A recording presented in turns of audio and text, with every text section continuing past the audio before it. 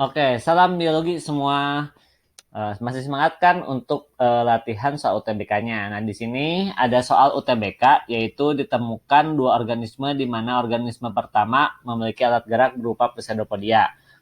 Kemudian bersifat heterotrof dan berkembang biak dengan cara pembelahan biner.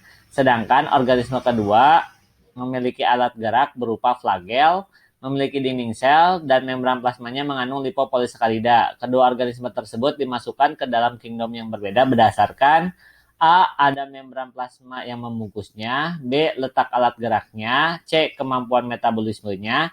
D. Ada tidaknya membran inti sel. E. Reaksi terhadap suatu rangkaian partikel.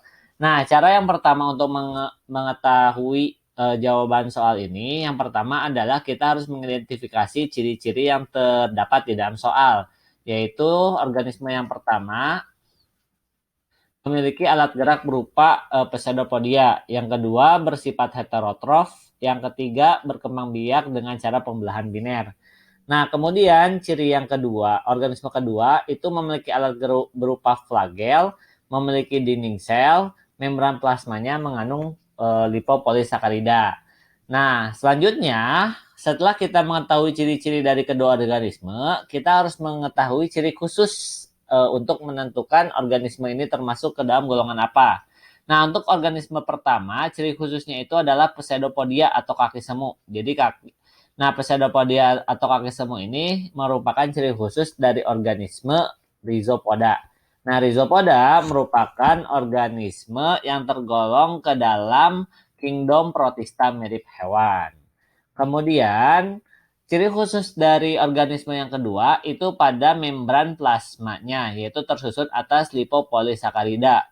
Nah, lipopolisakarida ini membran plasma yang ada terdapat pada organisme kingdom Monera atau kingdom bakteri. Nah, jadi kita udah tahu nih ciri khususnya dan kingdomnya seperti apa.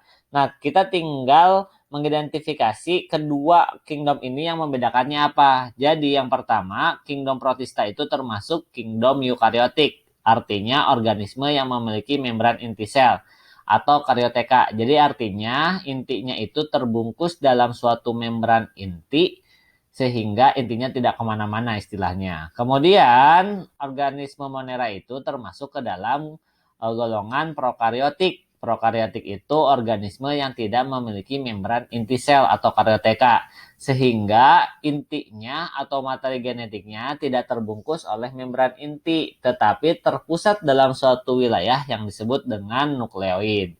Nah, karena kita sudah mengetahui perbedaannya, maka jawaban yang paling tepat adalah yang D, yaitu ada tidaknya membran inti sel. Karena prokariot protista termasuk eukariotik, Monera termasuk prokariotik.